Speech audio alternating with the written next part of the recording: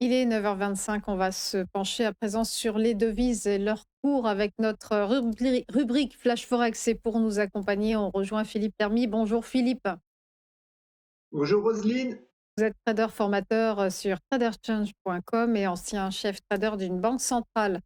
On va d'abord parler des événements de la semaine à venir et on commence avec la production industrielle aux États-Unis, avec les prix de l'énergie qui risquent de faire chuter le rebond de la production, de cette production industrielle. Oui, alors à court terme, la production industrielle est encore attendue en hausse à plus 0,01% contre plus 0,2% donc le mois précédent, hein, parce que celle-ci bénéficie donc du rebond des températures, hein, après une météo qui a été anormalement froide, hein. Donc en fait, la production industrielle, elle a rebondi depuis le dernier trimestre donc de l'année 2025, mais elle risque, comme vous l'avez dit, d'être affectée par les coûts de l'énergie.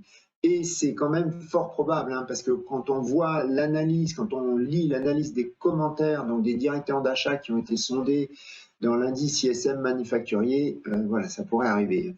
Alors à plus long terme quand même, une fois la guerre passée, on a le boom induit par les investissements technologiques, hein, qui sont générés par l'intelligence artificielle qui devrait supporter, hein, la production industrielle. Bon, il faudrait que le conflit s'arrête, hein. On enchaîne avec le PIB au Royaume-Uni et les traders qui devraient ne pas prêter attention outre mesure à ce chiffre. Oui, ah, tout à fait. Alors ce PIB, donc il est attendu pour le mois de février, donc à plus 0,1%, donc c'est quand même une amélioration qui est plutôt modeste, hein, comparé au mois précédent où il était sorti en fait inchangé en variation mensuelle, hein. Alors une croissance donc qui est faible, hein, mais ce qui n'est pas étonnant quand on voit justement l'indice PMI dans les services qui ralentit fortement et des ventes au détail qui sont en baisse au Royaume-Uni, hein. En tout cas, même si ce PIB devait rester inchangé, l'acquis de croissance avec le mois de janvier fait qu'on aurait un PIB trimestriel qui serait de plus 0,2%. Alors, c'est faible, mais c'est en croissance, hein. Dans tous les cas, si ce PIB sortait donc plus fort que prévu, ben, ça ne déclenchera pas une hausse soutenue de la sterling, tout simplement parce qu'il concerne le mois de février, c'est-à-dire avant la guerre en Iran, donc c'est un chiffre qui est plutôt du passé, hein.